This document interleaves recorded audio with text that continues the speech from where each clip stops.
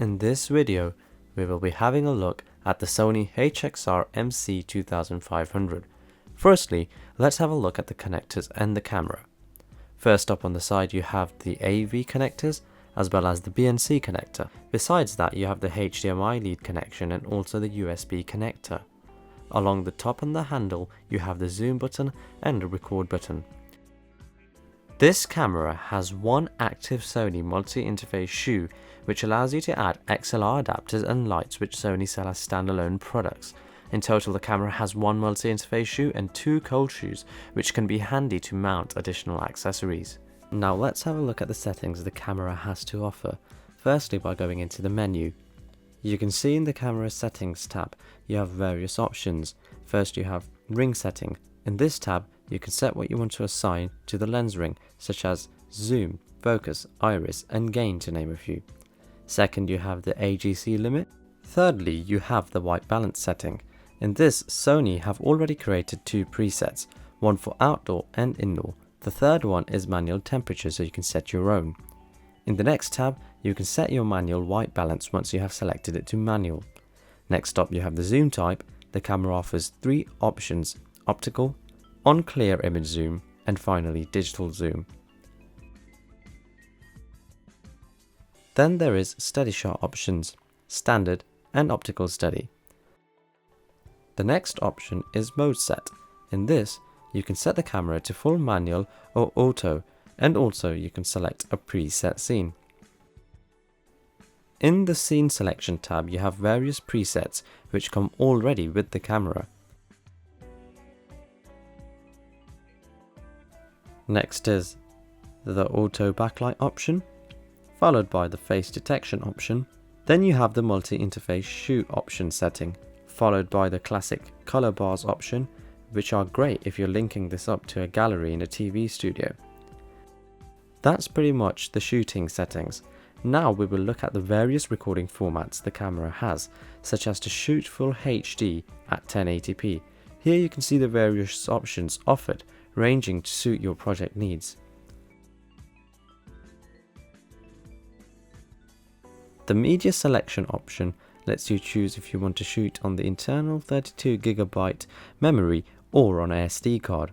The last option is the video out, which is the option you use to set up an additional display you connect to the camera, such as monitors.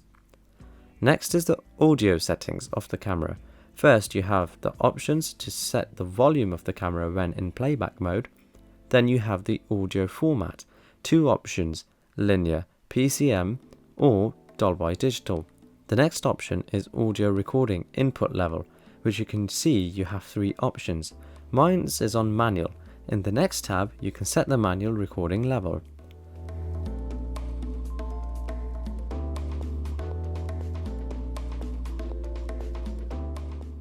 Then you have mic select.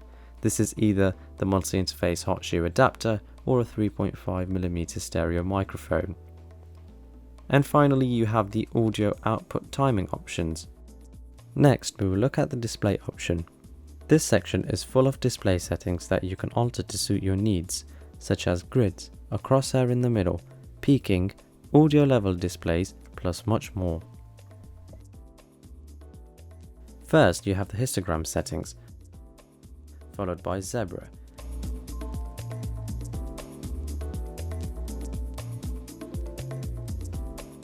Then you have the peaking options. You can also set the color of your peaking.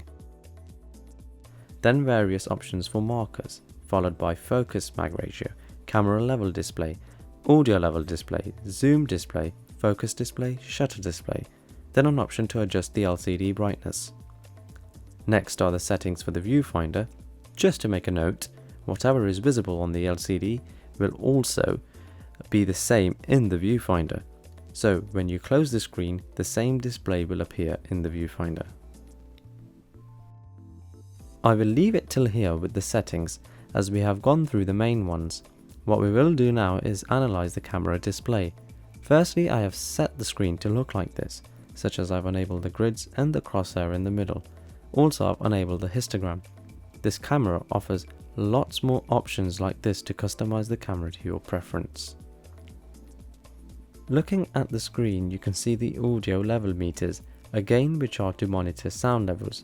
Also, you can plug in your headphones via the 3.5mm headphone jack so sound can be heard clearly. Now, at the bottom, you can see the iris, gain and shutter speed are all in auto. However, I will show you how to set all three of them manually to create true manual exposure. Firstly, you hold down the manual button. This brings up a menu like this. With the lens ring, you select what you want to change and press the manual button again. It can be seen that there are various options to change the settings. In this instance, we will change the gain settings.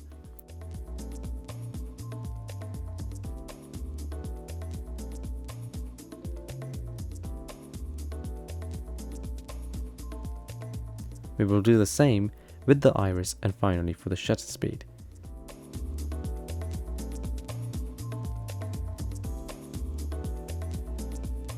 You can now see that I am adjusting all three settings manually without any of the settings changing.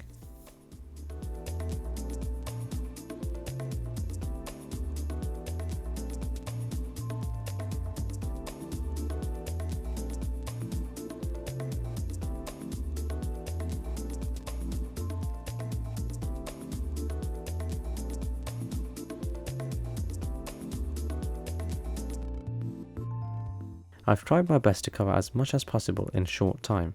Please check out my other work and also feel free to comment and ask questions.